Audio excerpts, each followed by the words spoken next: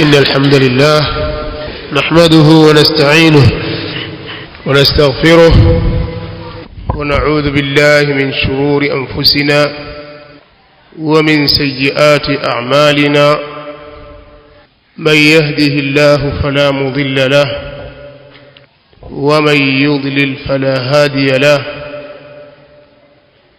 وأشهد أن لا إله إلا الله وحده لا شريك له وأشهد أن محمدا عبده ورسوله يا أيها الذين آمنوا اتقوا الله حق تقاته ولا تموتن إلا وأنتم مسلمون يا أيها الناس اتقوا ربكم الذي خلقكم من نفس واحدة وخلق منها زوجها وبث منهما رجالا كثيرا ونساء واتقوا الله الذي تساءلون به والأرحام إن الله كان عليكم رقيبا يا أيها الذين آمنوا اتقوا الله وقولوا قولا سديدا يصلح لكم أعمالكم ويغفر لكم ذنوبكم ومن يطع الله ورسوله فقد فاز فوزا عظيما أما بعد فإن أصدق الحديث كتاب الله وخير الهدي هدي محمد صلى الله عليه وآله وسلم وشر الأمور محدثاتها فإن كل محدثة بدعة وكل بدعة ضلالة وكل ضلالة في النار. miongoni mwa balaa zilizoenea ulimwenguni katika zama hizi, tena mpaka katika mambo ya dini na katika misikiti, ndani ya ibada,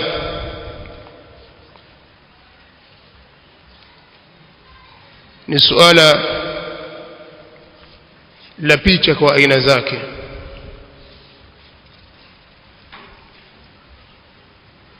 Hivi sasa kuwaona watu Waislamu wameshughulishwa na picha, ima za photograph au picha za video, katika ibada mbalimbali kama vile swala au hata haji. Watu kwenye ibada ya hija, ima wako Arafa au Jamarat, au bali hata katika tawafu kwenye nyumba takatifu ya Makka na sehemu nyinginezo, utawaona watu bila ya kujali huchukua picha. Pengine mtu amesimama na ihramu yake anaomba dua ambayo ni ibada adhima, akamwamrisha mtu ampige picha kama kumbukumbu, na mara nyingine kutokana na wepesi wa mawasiliano haya akazirusha picha zile kupitia njia hizi za mitandao ya kijamii kama wanavyoita. Kwa hiyo suala la picha limekuwa balaa, limeingia mpaka katika dini na katika mambo ya ibada, na huko kwenye ndoa na mazishi, hadith wala haraj, ni mambo ambayo yamekithiri mno. Waislamu wengi wamelichukulia jambo hili la picha kama suala dogo lisilo na uzito wowote, au swala dogo lisilokuwa na makatazo yoyote, na wengine wakifahamu kwamba kuna makatazo lakini wamejifunika chini ya mwamvuli wa taawili za baadhi ya mashekhi na baadhi ya ulama, hata kama maelezo ya wanawachuoni hayawaungi mkono kwenye lao walilonalo, lakini bado wao hujipasisha kwa wanaoyafanya kwa fatawa hizo za wanawachuoni. Na wengine wanalichukulia swala hili kiushabiki, kwa kuwa yeye ni mfuasi wa taasisi fulani au mfuasi wa shekhe fulani, basi akaona kwamba sisi kikwetu hili lafaa kwa sababu shekhe wetu kaona lafaa, kalichukulia kwa njia ya ushabiki wa kimisimamo ya mashekhe dhidi ya mashekhe wengine. Kiuhakika hasa wakati tuliokuwa nao, hasa kipindi hiki ambacho watu wanamiliki smartphone, aljawalu dhaki, kipindi hiki masala ya taswir yamekithiri sana, hata katika mambo ambayo ni ya muharramat, ambao uharamu wake uko wazi kabisa. Watu usawiri mambo hayo na kisha kuyaeneza, na wengine wakaeneza aibu za watu kwenye makundi mbalimbali. Kwa hiyo mtu anakusanya mrundo wa madhambi, achilia mbali taswir, na vile vile kueneza uovu kwa watu. Na nyinyi mnafahamu hatari na ubaya unaopatikana katika kueneza mambo ya maovu kwa watu, au mambo maovu, mambo mabaya ya watu na aibu zao. Kwa hiyo kuna watu hutumia njia hizo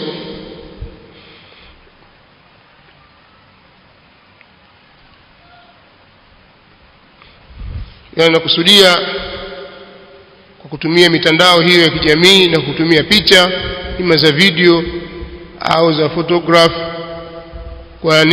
kwa lengo la kueneza aibu za watu. Allah subhanahu wa ta'ala amewakemea watu aina hiyo wenye kueneza uovu wa watu.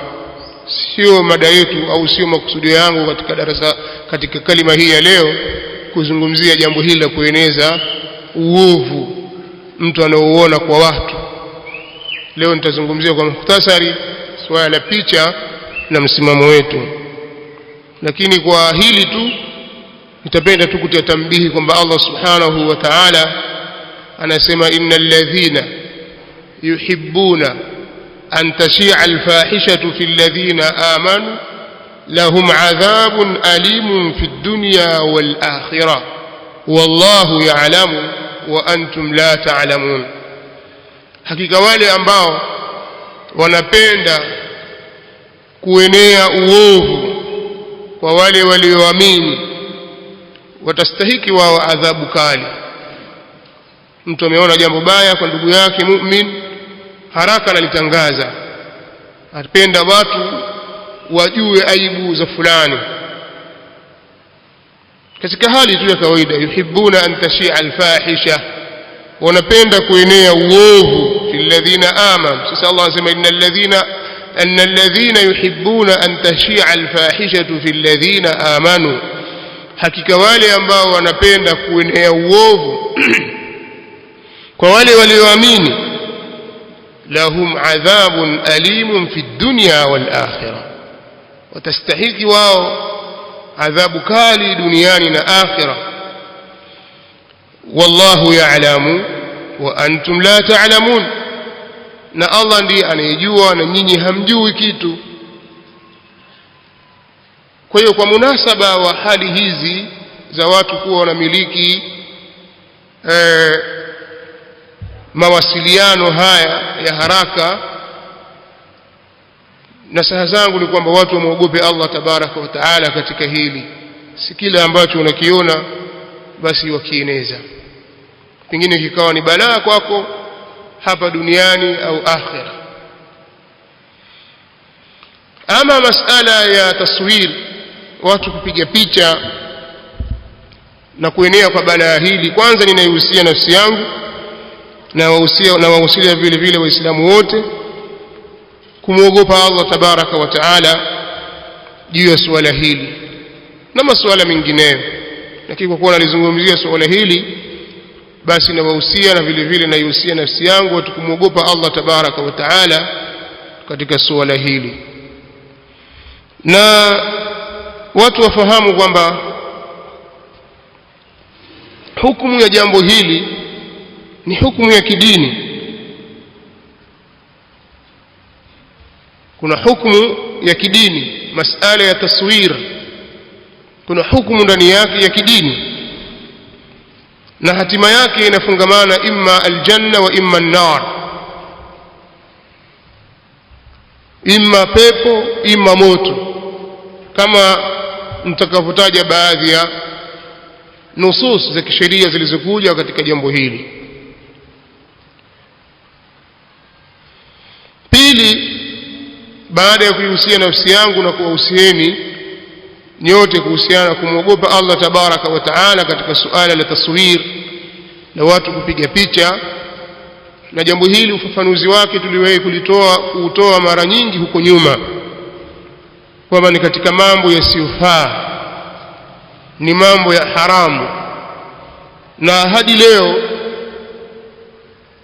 ndio msimamo wetu, haujabadilika, kwamba masala ya taswir kwa kamera na kwa njia nyingine yoyote itabaki kuwa ni haramu, kama ilivyokuja katika hadithi za Mtume sallallahu alaihi wa alihi wasallam. Hadithi nyingi zimekuja katika kuharamisha jambo hili, na dharura itabaki pale pale kuwa ni dharura.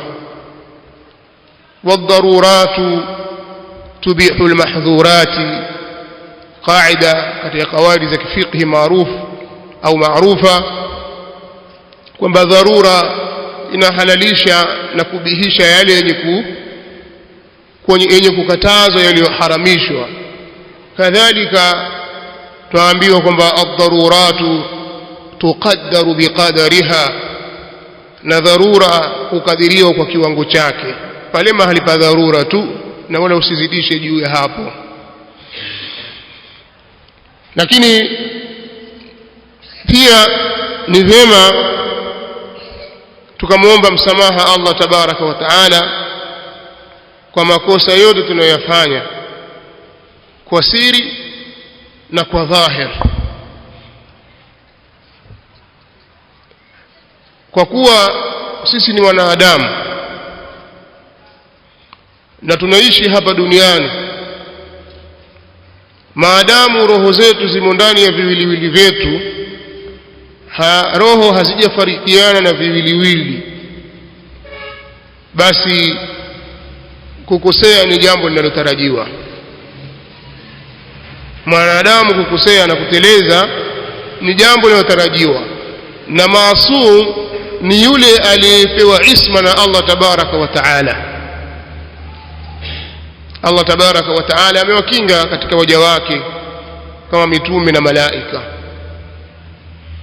Mwingine yoyote akidai isma atakuwa ni zindiq, na Mtume sallallahu alayhi wa alihi wasallam atuambia hivyo, kullu ibni adama khata'un wa khairul khata'ina tawwabun,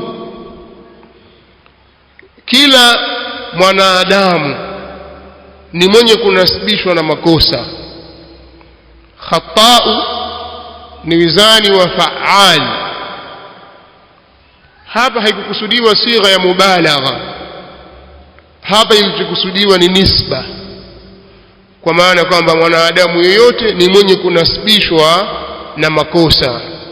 Haina maana kwamba mwanadamu yeyote akosea sana, la, kila mwanadamu ni mwenye kunasibishwa na makosa, mwanadamu yeyote ili hukosea. Wa khairul khata'in, na mbora wa wale wenye kukosea, at-tawwabun, ni wenye kutubia. Mtu umefanya kosa likabainika kuwa ni kosa la wazi, au bado lina utata kwa watu, na kadhalika una utata na unashaka katika nafsi yako, mlango wa tauba uko wazi. Tubu ila Allah, tubia kwa Allah tabaraka wa taala. Kwa hiyo mbora wenye kukosea ni yule anayefanya tauba, anayerudi kwa Allah. Ama kuminyana na kutafuta mubarirati, vitu vya kukutakasa na kukusafisha ili uonekane kwamba wewe huna makosa, hayo ndiyo makosa. Wewe unapokosea, na maadamu ni dini na watafuta radhi za Allah, basi tubia kwa Allah, na kuna taratibu zake na kuna aina zake. Kosa linalofanywa na fulani si kama linalofanywa fulani. Kosa linapofanywa mahali fulani si kama linapofanywa mahali fulani pengine, kwa maana ya kwamba wale ambao jamii inawatazama na wanawachukulia kama kuwa wao kama kioo, basi kukosea kwao kuna madhara katika jamii. Kuna watu inawezekana watu wakapotoka kwa sababu ya kosa la shekhi wao, kosa la kiongozi wao, kosa la mwalimu wao, kosa la mkubwa wao, lile likawapelekea watu fulani na wao kukosea kwa sababu wameona kiongozi au mtu fulani amekosea. Katika hali kama hii au sifa kama hii, kiongozi huyo au mtu huyo anatakiwa aseme wazi kwamba hapa nimekosa, hapa nimekosea. Kwa hiyo msinifuate katika hili, bali awajenge watu katika msingi huo wa kwamba yeye ni mwanadamu akosea. Na ukisoma akwali za wanawachuoni wa ahli sunnati wal jamaa, hasa wale ambao walishihisi kwamba watu wanawafuata tayari waliweka mafafanuzi. Ukisoma mathalan kitabu hiki, kitabu sifatu salati an-nabii sallallahu alaihi wasallam cha Sheikh al-Albani rahimahullahu ta'ala, mwanzo katika mukaddima amezitaja aqwal za maulama kama vile al-Imam Abu Hanifa, al-Imam Malik, al-Imam Shafi'i, al-Imam Ahmad rahmatullahi alayhim, zinazobainisha misimamo yao kwamba wao wanachoangalia ni athar, wanachoangalia ni adilla, dalili, qala Allah wa qala ar-rasul, wao wanachoangalia. Kwa hiyo kauli yake, rai yake, msimamo wake ukikhalifiana na kauli ya Mtume sallallahu alaihi wasallam, basi kauli hiyo ipigeni pembeni. Hivi ndivyo watu wanapotakiwa kuwajenga watu wao, kwa sababu leo uko hai, kesho umekufa, na pengine umeacha misimamo ambayo haiko sawa. Lakini ukiwajenga watu kwamba wewe hukosei na watu wakufuate katika kile unachokisema kama wahi, bila shaka utabeba wizri au auzar, makosa yao. Kwa hiyo katika mambo ambayo nataka kuyatanabaisha ni kwamba sisi tunatakiwa tukiri makosa yetu, na pale tunapokosea. Nitakuja kutaja maelezo baada ya nukta hii, lakini nataka kusema kwamba tunamuomba msamaha Allah tabaraka wa taala kwa makosa tunayofanya kwa dhahiri na kwa siri, kwa kuwa sisi ni wanadamu, tukosea, tupatia, basi yale tunayokosa yatokana na nafsi zetu. Allah tabaraka wa taala atusamehe katika hayo. Kadhalika mtu kawa amekosea kwa dhahir katika utaratibu mwingine, hapa nimemtaja kiongozi. Mara nyingine mtu akawa si kiongozi lakini makosa yake ni ya kuleta athari, kadhalika atakiwa alidhahir,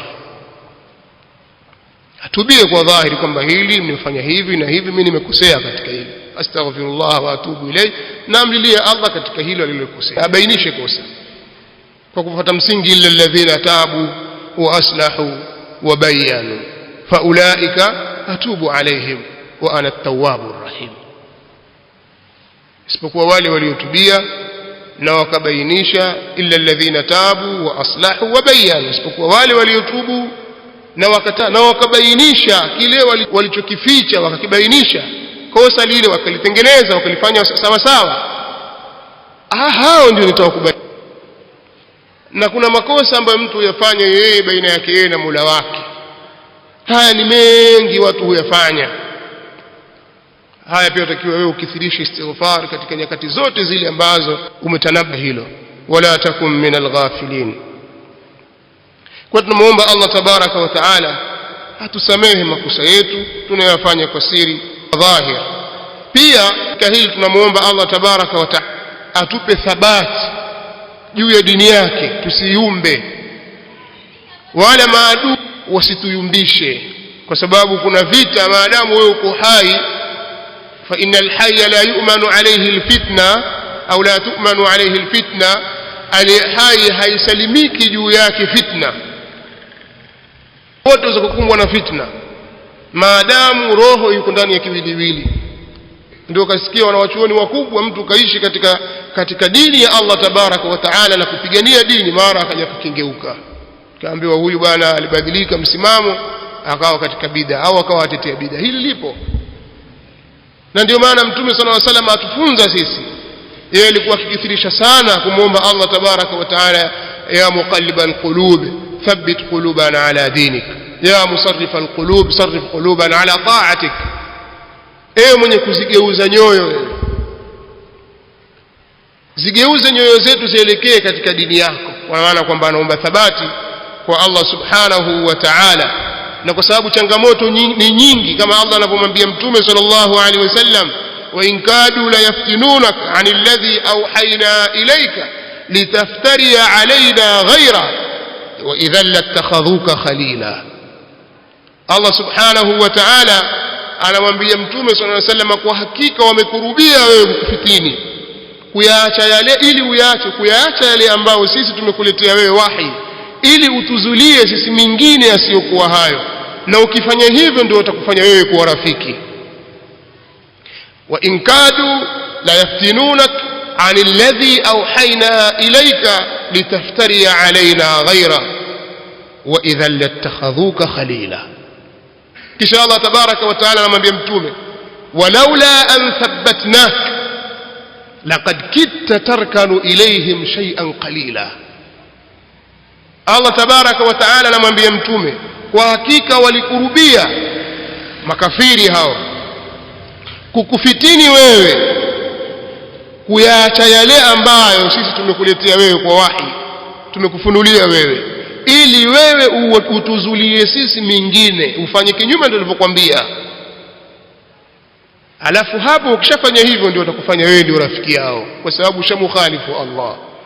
Na Allah anamwambia Mtume, walaula an thabbatnak, lau kwamba sisi tusingekupa thabati wewe, tukakupa isma ukasimama sawa sawa, tukakumakinisha katika dini yake, Allah subhanahu wa ta'ala akakuletea hafadha, walinzi wa kukulinda wewe, laqad kitta tarkanu ilayhim shay'an qalila, ulikurubia wewe kuegemea wao, kutegemea kwao kidogo, na ungefanya hivyo adhabu ingekupata.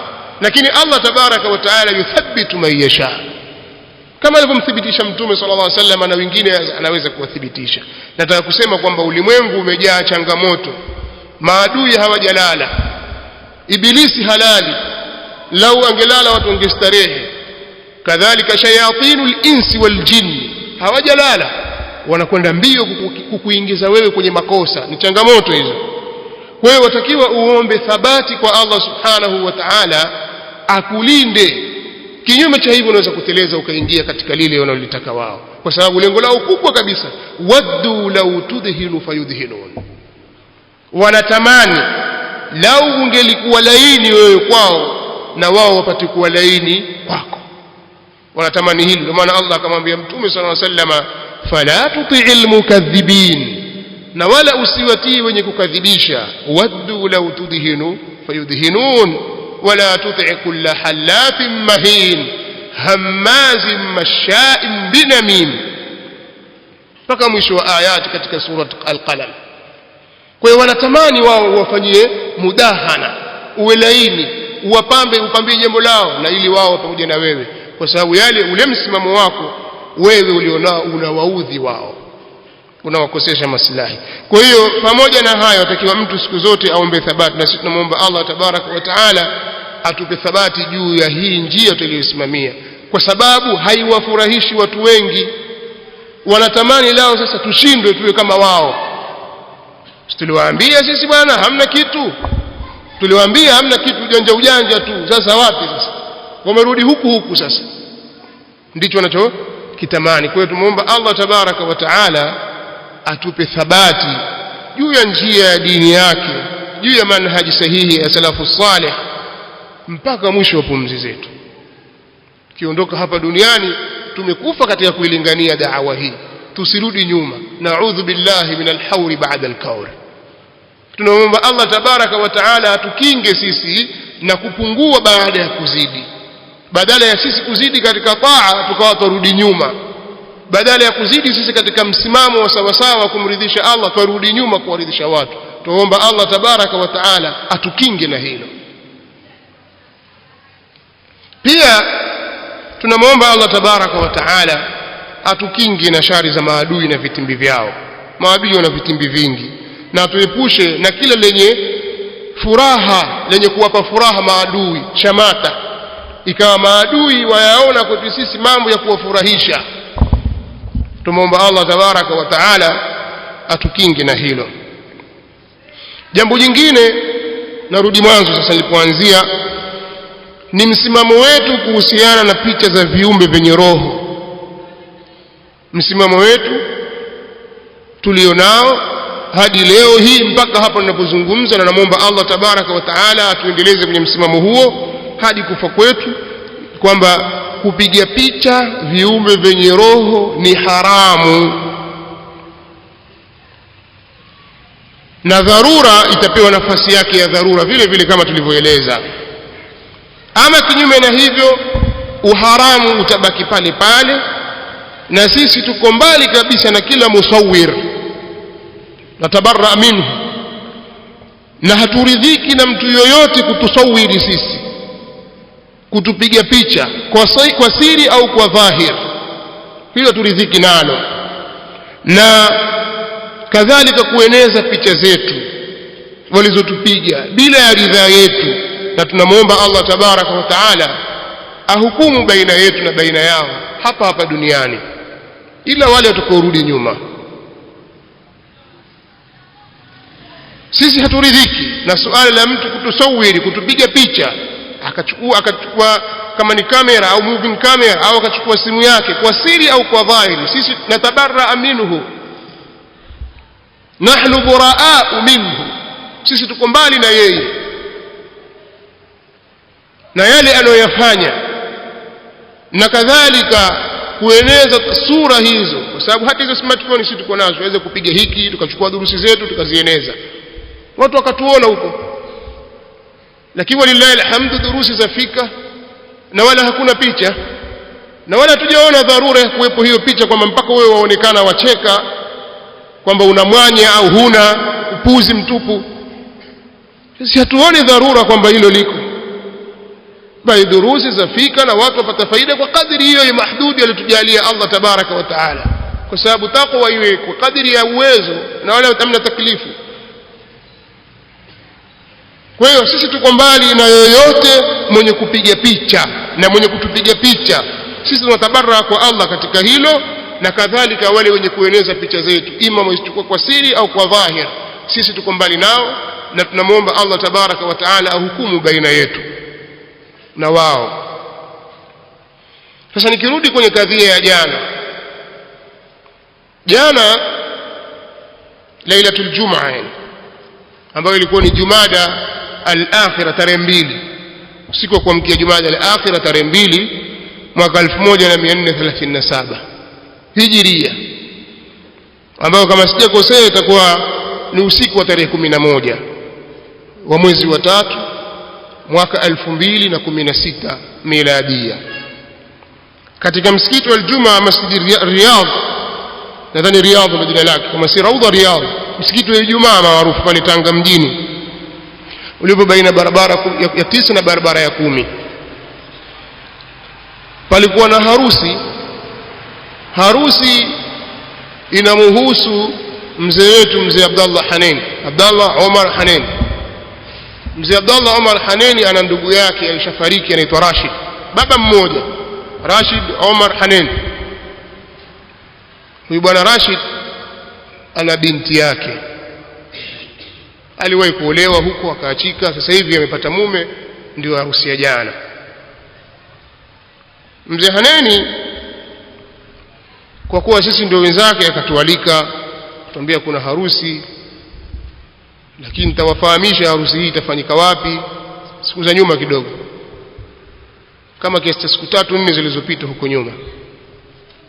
Nikiwa bahati jana mimi nilishinda mjini kwa muda mrefu, akanambia bwana harusi itafanyika leo Makorora katika msikiti wa pale Mayatima. Ulikuwa kuna mpango huu kwa sababu ndio jirani kwa shangazi yake huyu binti, kwa hiyo wewe ndio utasimamia. Sawa. Baadaye jioni akanipigia simu akanambia imeshindikana kufanya pale jirani na msikitini, jirani pale msikitini katika msikiti wa Mayatima. Msikiti huu uko chini ya taasisi ya Ansar Muslim Youth Center. Kwa hiyo akanambia kwamba itafanyika ikdi barabara ya 9 na ya 10 msikiti wa Ijumaa, lakini itakuwa si baada ya maghrib, itakuwa ni baada ya ishai, kwa sababu baada ya maghrib pana ndoa nyingine, na ndoa hii ina munkari, na hii ilikuwa ni ndoa ya mtoto wa Sharif Saleh, ndugu yake Ali, al-akh Ali ambaye ndio imamu pale msikitini. Tayib, kweli harusi ikafanyika ile maghrib. Sisi tuliswali maghribi hapa, tukatoka hapa tukaenda zetu mjini mapema kabisa kabla ya maghrib, kabla ya isha haijafika. Lakini katika mambo ambayo tulihakikisha kwamba hayatapatikana masala ya picha, tukawa tumezungumza na mzee Haneni, kwa sababu watu wengi hawaelewi.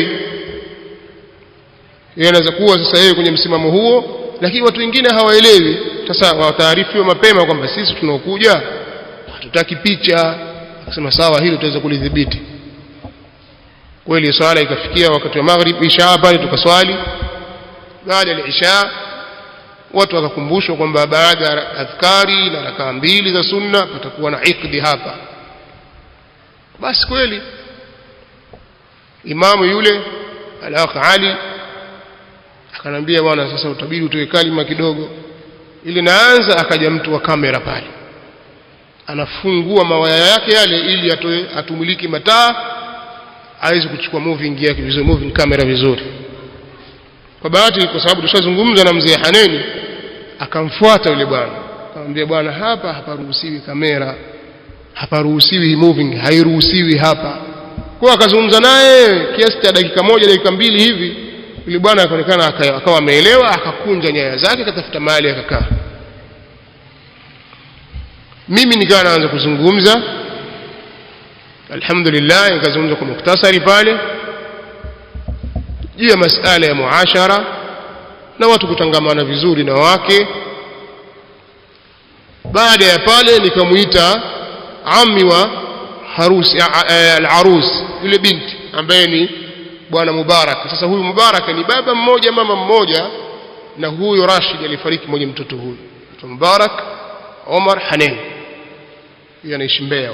Nikamwambia karibu umuozeshe binti ya ndugu yako, mimi nishamaliza. Kwa Mubarak akasogea pale. Sasa baada ya pale ikawa sasa watu wanachukua kwa kupitia simu zao, wanachukua picha kupitia simu zao. Yale mambo ya moving camera na nini pale yamewekwa pembeni. Simu zikawa ndio zinachukua nafasi sasa watu kumchukua bwana harusi. Hapa nataka nizungumze vitu viwili. Kitu cha kwanza, sisi tumejaribu kukataza munkari kwa kadiri ya uwezo wetu, kwamba mimi na wenzangu hatukubali kuchukuliwa kamera, kuchukuliwa picha, iwe ya video au ya nyingineyo. Lakini kuna watu wakati mimi nikizungumza walikuwa wakinipiga picha kwa siri. Kuna kijana, sina haja kumtaja sababu watu wengine wenyewe hawajielewi. Mimi naendelea kuzungumza, kabla hayo mambo mengine hayajaendelea akanipiga picha, mimi sijui, akarusha kwenye grupu la Ansar Kumbe wakati naendelea kuzungumza tayari mimi picha zangu ziko kwenye grupu ya Ansari, mahizbi wa Kiansari. Nitataja sasa. Ikawa Saidi Makubeli amekaa na Bonti jirani. Saidi anamwambia Bonti, watu wapenda ushabiki kweli kweli. Angalia shekhi yazungumza hapa, kuna mtu kamchukua amerusha kwenye grupu hii hapa picha yake. Sasa tuna habari bwana. Na wengine wakawa wanachukua na video. Sasa kwa kuwa watu wakawa wanawapiga picha watu wengine, hasa bwana harusi, sisi tukaona yani tukapatwa na udhaifu huu. Hapa nataka kuzungumza udhaifu uliotupata, kwa maana kwamba hatukukemea sisi kwamba nyinyi msichukue picha. Hatukujua kwamba na sisi kumbe tumo katika picha hizo. Tungejua labda pengine hali ingekuwa tofauti kidogo.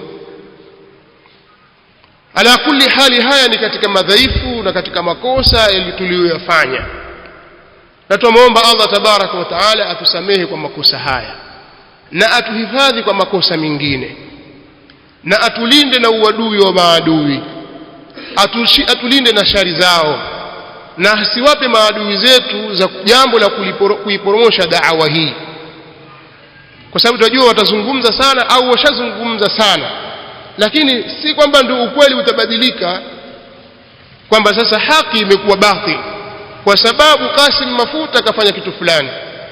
Kwanza mtakiwa mtofautishe hii da'wa na Qasim Mafuta. Da'wa ni saliha, naqiya, mubaraka, safia, iko safi kabisa, haina doa hata kidogo. Sisi tuna madoa, sisi tuna makosa. Kwa hiyo hayanasibishi makosa yetu sisi na da'wa, pamoja na kwamba kuna athari. Ikiwa sisi tuliosimamia katika jambo hili tutafanya mambo ya kinyume, na Allah hatatuacha. Tuomba Allah atuhifadhi katika hilo. Kwa hiyo katika hili sisi tukawa tumefanya makosa pale, tulitakiwa hata kama ule munkar unaendelea sehemu nyingine, kwa kuwa ni ndani ya msikiti, pengine tungeukemea kwa kukataza au tungeondoka zetu. Hili halikufanyika, na haya ni katika makosa ambayo sisi tumeyafanya.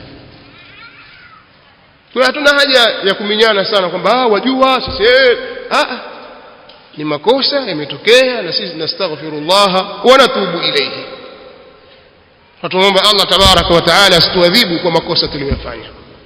Lakini kuwa najua kwamba sasa nachukuliwa na moving camera au nachukuliwa kwa picha, hilo mimi sikulijua.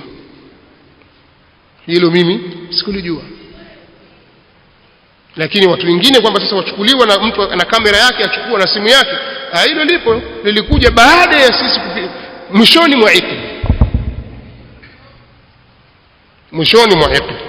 Swali la pili katika mambo ambayo ya ajabu niliyasikia, kuna akhi mmoja ndugu yetu yuko Pangani akanambia, lakini sasa shekhe, nasikia ulimuozesha ni ibadhi, yule muoaji yule ni ibadhi.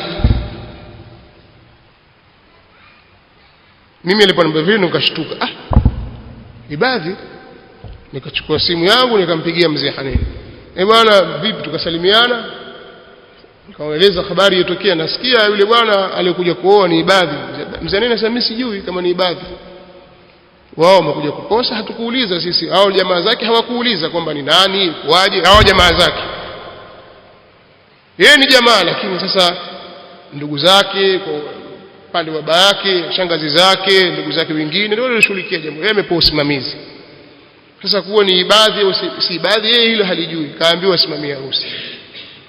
Na sisi tuamwamini kwa kuwa ni mzee wetu, tunaona kwamba hawezi kumuozesha binti yake Shia. Ama swala kwamba fulani kavaa kilemba chafanana kilemba cha watu wa Omani au kavaa jambia, huwezi kumhukumu mtu kwa hilo. Huwezi kumhukumu mtu namna hiyo. Au baada ya kuozeshwa tu akapigwa konde kubwa ukasema ona alipigwa konde pale. Sasa ndio watu wa Kiomani wanavyofanya. Kwanza pia kuna ihtimalati nyingi. Haya, watu wa Omani wote ni maibadhi. Hilo ni jambo la kujiuliza. Sasa hili halikuwa ndani ya uwezo wetu. Kwanza mimi si niliozesha. Mimi nilitakiwa nitoe kalima, nikatoa kalima, nikamuongoza baba au ammi wa binti yule kutaka kumuozesha binti yake, akaozesha. Masala kwamba huyo na akhlaqi au hana, utambua wewe muozesha mtu mlevi, mimi nitajuaje kama mlevi? Na wakati mambo haya yasemwa na mawali wake. Hivi wewe umeitwa kwamba njoo muozeshe binti huyu, wataka kujua tena vipi wewe mwanamume mwenyewe avuta bangi au avuti? Wewe kuhusu nini? khitabu imeelekezwa kwa waliyul mar'a idha ataakum man tardawna dinahu wa khuluquhu fazawijuhu illa taf'alu takun fitnatun fil ardi wa fasadun kabir, katika riwaya wa fasadun 'arid. Wewe waozesha watu wana saha zinazotakiwa, basi kama iko fursa kufanya hivyo. Lakini tutaka kujua kwamba huyu baba yake vipi, je huyu aliwahi kuvuta bangi au huyu ni mlevi au kadha, hilo sio jukumu lako wewe. Sasa kwa sisi hatakuwa na jukumu la kujua kwamba madhehebu yake ni yapi, lakini lau kama tungejua kabla ya hapo tungenasihi, lau tungejua. Lakini sheria kutukalifisha kufanya hivyo. Lau kama mtu ana dalili na hoja kwamba unakalifishwa wewe unayesimamia na kutoa nasaha katika ndoa, unakalifishwa lazima umjue kindani ndani huyo muoaji, watuletee na sisi tutataraja katika hilo kama tulivyotaraja hapa kwamba tumefanya makosa. Kwa hiyo haya ni masuala sasa ya chuki tena yanaongezwa. Angalia pale wameonyesha ibadhi bwana, na katika alama za ibadhi alipoozeshwa akapigwa ngumi kubwa ya mgongoni buu. Sasa kashaozeshwa ndio umeshajua hilo, ufanyaje sasa? Mathalan ndio imekubainikia ngumi baada ya kuwa tayari ilishapita.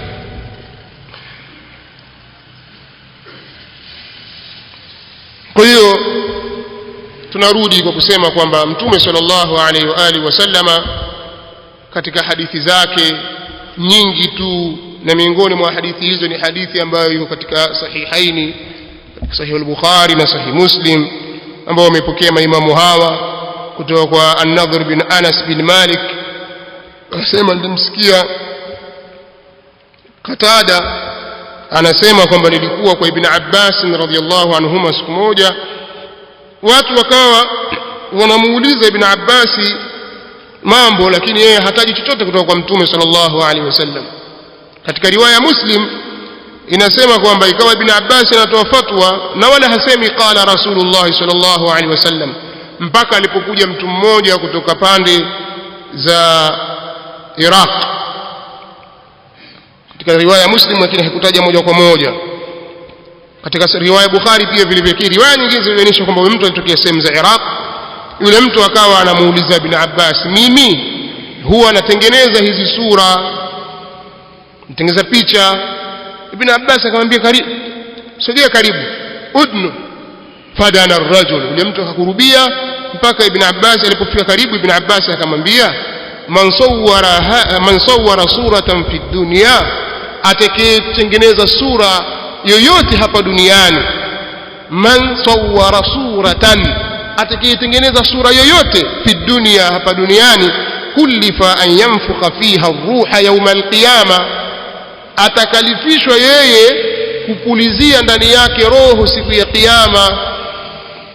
Walaysa binafiqin, wala hatakuwa ni mwenye kupulizia, hawezi kuvivia, kwa maana hicho kitengeneza hii picha yako itie roho. Sitochukua kwa dhahiri yake hivyo ilivyo picha yoyote. Ukitengeneza picha utaambiwa uitie roho, iwe ina kivuli haina kivuli, sijui hii kamera sijui imeshika kivuli sijui kafanyaje, picha ya aina yoyote. Huo ndio msimamo wetu na ndio msimamo wa ahlul ilm, na wametahadharisha haya, na wala hana masalih. Mapicha kwenye harusi, mapicha kwenye kadha, picha mpaka katika ibada, hana masalih yoyote, ni madhambi tu. Kwa hiyo atakayefanya hivyo ataambiwa apulizia atie roho haya, na hataweza. Utafanyaje sasa? Siku ya kiyama umefika, una picha 10,000 umezitengeneza, umezipiga wewe, umewapiga watu na viumbe vina roho, tia roho, waweza? Mimi sikujua, shekhe aliniambia kwamba sio picha hizi, ndio hizi. Sasa wafanyaje wewe? Waambiwe utie roho. Asema Allah, Mtume anasema walaysa binafiqi. Katika munasaba huu nitawatajia tukio moja la hawa makhurafi wana shafahati nyingi sana. Namalizia, siku moja kuna sufi mmoja tu Ahmad al-Attas, yuko sehemu za Al-Milibari. Alitembelewa na mmoja katika muridi wake, mmoja wa chuoni mkubwa kabisa katika tarika ya Alawiyya, unachuoni wa Hadharamout.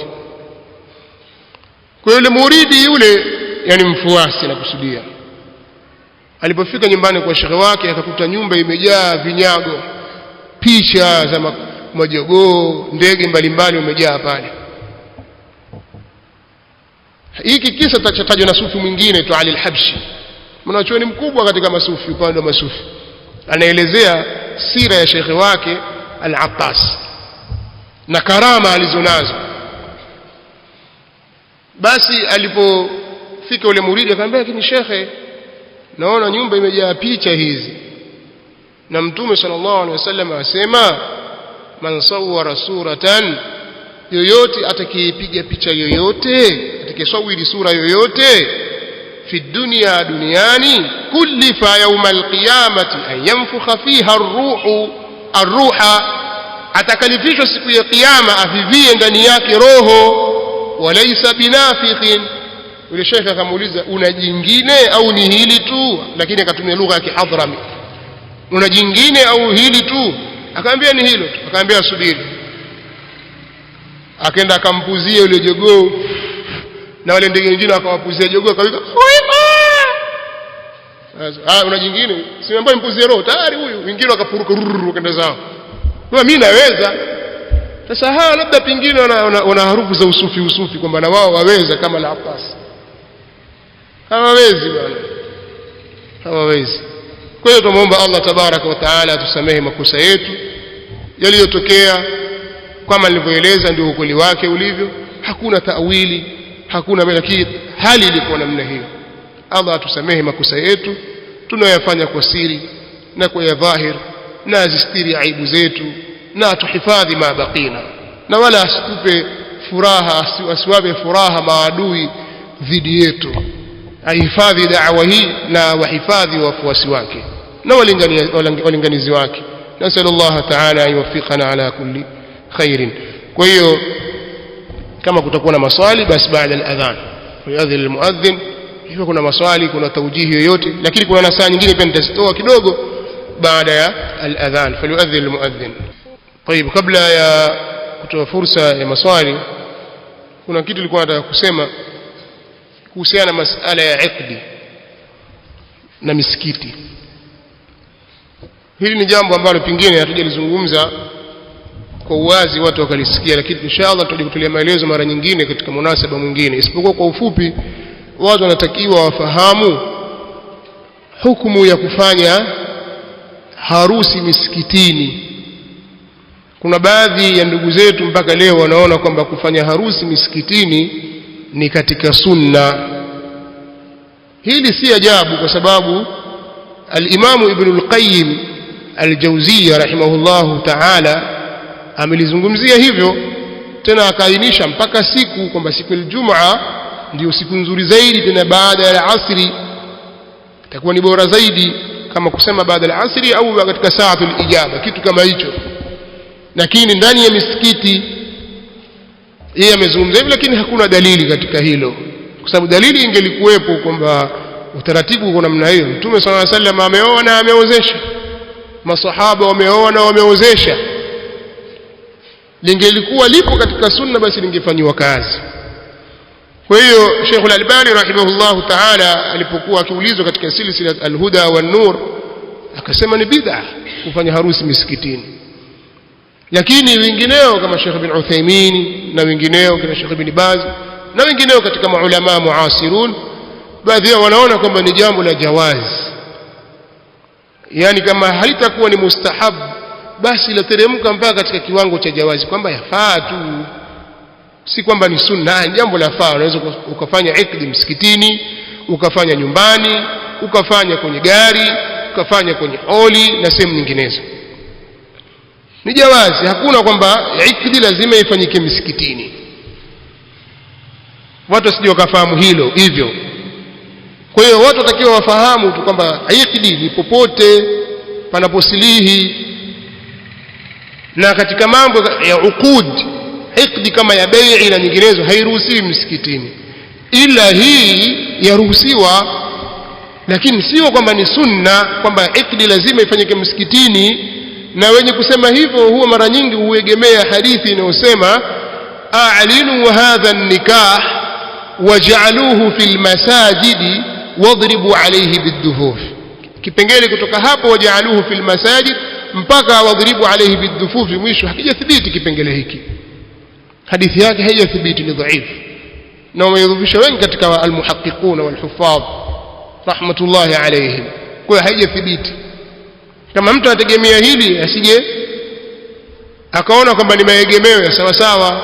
Nasema hivi pia kutahadharisha, kwa sababu kuna baadhi ya ndugu zetu hawaoni kufanya ikdila misikitini, na mpaka hivi kuomba misikiti mara Ansari Muslim Youth Center, manake Ansari walianza kuomba wakakataa wao. Mzee Aneni alizungumza na bwana mmoja katika watu Ansari kitu Hussein Nahu. Yule bwana akakubali, baadaye akakataa. Kukataa kwake ni vipi? Wamwambia hiyo ndoa hiyo ili ifanyike pale msikitini kwetu pale Makorora tuisimamie sisi. Akamwambia haiwezekani, harusi yangu mimi aozeshwa binti wa ndugu yangu usimamie wewe, kuhusu nini sasa? Almuhimu hapa alikuwa anataka kuzungumzia kitu kimoja tu, kwamba waona watu kwamba lazima msikitini au ni sunna msikitini, ingefanyika hata nyumbani. Nyumbani pia faa. Kwa labda hili watu wengi hawajalifahamu. Hili ni moja. Pili, kwa hivi sasa kwa namna ilivyo kufanyika harusi misikitini kuna munkarati kama hizi. Hata misikitini pia watu hupeleka makamera. Kwa hiyo mimi katika msimamo ambao nitakuzungumza sasa hivi, hatutapendelea watu wenye harusi zao ambao hawajakuwa na uhakika juu ya munkarati kuzileta katika misikiti yetu. Jambo la kwanza hili. Hili ni jambo ambalo natakiwa nitalikariri, nitakuja kulizungumza ili tuepukane na shubuhati hizi. Watu wenye harusi zao ambazo hawana uhakika, pengine wakatuletea munkarati misikitini mwetu. Yaani mara ngapi watu waminyana na watu na makamera yao hapa. Mtu ashakuja na makamera yake atakufanya fujo zatokea sasa. Watu hawa hawataki, wale wataka. Chatokea hapa kwa sababu msimamo unafahamika. Sasa watu ambao wana harusi zao na hawana uhakika juu ya mambo haya wasizilete misikitini. Hilo ni jambo la kwanza. Jambo la pili, pia ndugu zetu itabidi watusamehe. Harusi wanazozipeleka kwenye michanganyiko ya watu tofauti wasituite. Kwa sasa hivi mtu kama una harusi yako na huja kuwa na uhakika ya mazingira yalivyo, usiniite. Kwa sababu ukiniita sitakuja. Umenielewa? Ukiniita sitakuja.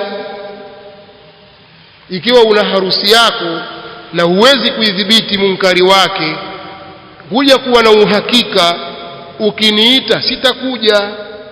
Na kama utanipa utaratibu kwamba utakuwa hivi, utasema utafanya hivi, pakiwa hapako salama nitaondoka. Khalas. Huo ndio msimamo ambao upo sasa hivi. Mmenielewa jamaa? Haya. Ili kupisha pia milango hii ya watu kuingia katika furaha za kiuadui. Allah tukingi na fitna zao. Na kuna swali lolote? Hizi masala ya mashekhi baadhi yao kuchukuliwa picha ni mambo ambayo tulishazungumza huko nyuma. Leo tulikuwa tunazungumzia munasaba huu tu kutuhusu sisi. Kwamba je, tumerudi nyuma, tumeelekeza msimamo kwamba pale kwa tafuta umaarufu tu wa watu na ukaidi? Sisi msimamo wetu ni ule ule bwana. Msimamo wetu ni ule ule. Sisi kama wale mashehe wa kubabaisha. Maana kuna mashehe wapinga maulidi alafu wachukuliwa mara wakutoka kwenye maulidi washachukuliwa na moving camera. Wako mashehe hao. Naye yuko pale sallallahu yeye naye amesimama yuko hapo kachukuliwa. Fuata nini? Wako na wengine wakachukuliwa video wakaenezwa wacheza ngoma na waimba waking'ara na wanawake. Wako, lakini hatujasikia wao wakizungumza kwamba sasa uanswari umekufa. Kwa nini? Kwa sababu shekhe lao gogo lao lilikuwa likicheza kwenye ngoma. Yale makosa yake yule, na alitakiwa ataraja atubu kwa Allah, sikungangania kwamba ngoma ya Kiswahili tu, nyimbo tu. Na kuna wengine wangangania hivyo. Sisi hatuko namna hiyo. Sisi tumesimama katika hili, tuomba Allah atupe thabati katika dini. Hakuna masala ya maigizo katika dini. Kuna lolote nasaha zozote, jambo lolote katika hili? Naam, tafadhali. Ni hivyo ninavyozungumza ni kweli kwamba kuna hitaji watu kuelimishwa, lakini kitu kikubwa kinachotukwamisha sisi katika kuelimisha na haturudi nyuma ni hawa mashekhe wenye misimamo isiyokuwa sawa. Kwa sababu wakwambia Fauzani karuhusu, Ibn Uthaymeen picha za darasa. Sasa hizi za harusi nazo zina mafunzo gani? Kama sio kuweka kumbukumbu ni nini? Je, yafaa kuweka makumbukumbu ya mapicha? Nani katika wanawachuoni ameruhusu hilo? Bali watu wakenda mbali zaidi mpaka picha za muharramat za wanawake, picha za mipira, watu kwa watazama katika majumba yao, mapicha ya michezo au mafilamu mbalimbali, kwa sababu shaka karuhusu. Yafaa? Kwani hii picha bwana? Hii si picha bwana, hiki ni kivuli tu. Kwa hiyo mashekhe wa aina hii ambao wanakwenda na watu kwa kuwaridhisha wateja wao ndio ambao wanarudisha nyuma jambo hili. Lakini sisi tusikate tamaa. Kuwafahamisha watu madhara ya vitu hivi ni jambo lililokuwa bora sana. Na wakati mwingine unaweza ukatumia munasaba huo, kwa sababu darajati za munkar, za kukataza munkar haiko moja. Kuna mahali unaweza ukaondosha munkari ule kwa kuwa jambo lilako na una mamlaka nalo, kuondosha munkari kwa mke wako, kwa watoto wako, bali hata kwa wanafunzi wako. Wakati mwingine inawezekana. Kadhalika ikiwa haiwezekani, basi kuondosha munkari kwa kusema. Wakati mwingine mtu hawezi kusema katika baadhi ya mazingira.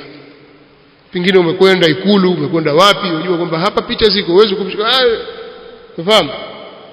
Basi wewe usiende. Ile ikiwa sasa hakuna budi na tayari unajua kuna mapicha hapo, na pengine huwezi kutoka, uzokaingia mazingira hayo, umeitwa Ikulu kinguvu, au umeitwa si Ikulu tu bali tu labda kwa mkuu wa mkoa, mtawala yani yeyote, wafanyaje? Kwa pengine udhaifu wa nafsi ikakushinda pale, basi tukia. Ikiwa huwezi kutoka, huwezi kukataza, tukia. Ukishajua kwamba hapa pana munkari, usizungumzie munkari wa picha tu, bali kuna munkarati nyingi ambazo zinazotokea katika mazingira ambayo sasa waona kwamba mimi siwezi hapa lolote, na wewe ni daia. Hali kama hiyo huwezi kusema wala huwezi kudhihirisha chochote, wala kutoka huwezi kuondoka. Au hiyo haiwezekani? Inawezekana. Inawezekana mtu akutana mazingira kama haya. Kwa hiyo daia anatakiwa ajue hali zilivyo, kwa sababu wakati mwingine unaweza ukaharibu zaidi. Unaweza ukaharibu zaidi badala ya kutengeneza. Kwa hiyo daia ajue hilo, na atakiwa mtu awe mfundishaji zaidi. Sisi tusijali hizi haya maneno. Najua kwamba watu wa batili na maadui zetu watasema mambo mengi, lakini hatudhuru sisi. Hatudhuru nini sisi? Hivi mfano hao mahisbi wakaamua kusema, maghurafi wakaamua kusema, sunane, sisi hatudhuru nini sasa? Wani walishasema maneno mangapi? Tumedhurika nini? Tunachoangalia sisi baina yetu sisi na Mola wetu, tunachokifanya ni sahihi, tunachokifanya ni makosa. Wapi tumemkosea Mola wetu, tumuombe msamaha. Lakini kauli zao na maneno yao hayatudhuru chochote sisi. Mtu asije kusema dawa bwana itarudi nyuma kabisa. Hawa hawawezi kufanya chochote katika dawa, chochote hawezi kukidhuru. Hata kuku pia vunjiki mguu. Ndio athari watu wako nazo, na sallallahu alaihi wasallam. Tuombe Allah tuhifadhi na asitiri aibu zetu. Lakini utakuja kufedheka siku zote, mambo hayaendi namna hiyo. Kwa hiyo utakana uangalie sana na akhira yako. Basi ndio hivyo watu watakiwa. Lakini hili inshallah tutatilia mkazo, ndugu zetu watanabahi, hasa katika mashughuli ya mazishi, harusi na mengineyo. Watu munkarati zimekithiri, hasa picha zimekuwa nyingi sana. Naam. Kwa sababu kwanza ilikuwa ulize sahihi, ulize kwanza, je, yafaa kusoma mazingira hayo na ikhtilati kama hizo? Ndio swali laanzie huko. Sio kama ushafika baharini sasa ushaingia, je, yafaa mimi kupiga mbizi au haifai? Maana kuna watu wengine wanasomea mambo ya marini. Mwanamke huyo anakwenda kusoma kozi yake, anasomea mambo ya marini, sio? Siziko kozi hizo. Sasa wewe utakwenda kuogelea na jilibabu? Kule ukishafika kuna nguo maalum watu wapewa za kuogelea wanawake, kwamba hii sasa sio somea mambo marini wewe. Sasa itabidi ujue kuogelea, na kuogelea watu hawajifunzi nchi kavu, kwa hiyo lazima uende kwenye sehemu yenyewe kuogelea. Sasa vile kwa sasa mimi Muislamu nitavaa vipi vijibikini na vitu gani? Wewe wafuata nini sasa huko? Kwanza usifike huko.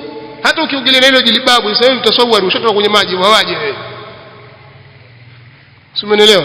Kwa hiyo wakati mwingine mtu anaweza kujiingiza mahali ule, kwanza mwanzo wa kujiingiza peke yake ni makosa. Sasa kwa mkuto huko mbele ni sababu ya yale makosa aliyoanza mwanzo. Kwa hiyo jawabu lake litakuwa liko mwanzo. Unaweza je nini hukumu ya kuangalia mpira na haya mafilamu? Haya kwa wazi kabisa. Kwanza kuna kupoteza umri.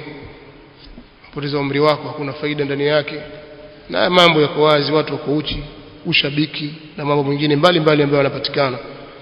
Hayo mafilamu ndio usiseme balaa zake. Ndio balaa lote linaonekana katika mjitamaa. Kwa hiyo unaona tusifungue sana wigo wa masala haya.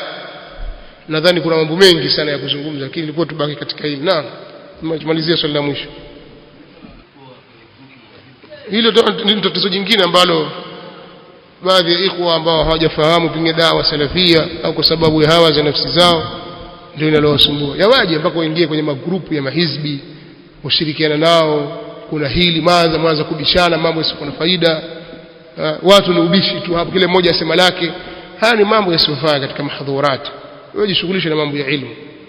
Mambo ya kuonyesha magrupu na kushirikiana na watu, mapicha na vitu gani, haya mambo achane nayo. Kuna mambo muhimu kwa talibu ilmu. Unajua mambo haya yanaweza kuingia mtu ambaye hasomi dini, kwa sababu hajui, hana cha kumshughulisha. Lakini wewe wasoma dini, hebu niambie kuna mambo mangapi muhimu ya kushughulika nayo? Na katika vitu ambavyo vinawanyima watu ilmu ni haya magrupu. Lao ingekuwa na baraka, zile faida zinazoletwa katika magrupu namna zilivyokuwa nyingi, ndani ya miaka miwili ushakuwa shekhe. Lakini vitu havina baraka. Havina baraka. Kwa hiyo ni vizuri mtu akajiepusha na mambo kama hayo na makundi kama hayo, na hasa yakiwa makundi ya hizbi na mahizbi, watu wenye shubhat, watu kama Hizbu Tahariri, magrupu kama ya Mashia, magrupu kama ya Maibadhi, magrupu kama makhawariji wengine, magrupu ya mahizbi wengine wa Kiansari na wengineo wana harakati. Ni kujiepusha na vitu kama hivi. Wewe angalia masala yako ya taalim, mambo mataallum, kujifunza, pate faida za kielimu. Kama kuna grupu la watu ikhwa masalafi na wengineo ambao hakuna mahdhurat, ukapata habari, ukapata faida, hili ni jambo zuri. Hili ni jambo zuri. Na watu kunasihiana katika khair na kufundishana katika fawaid.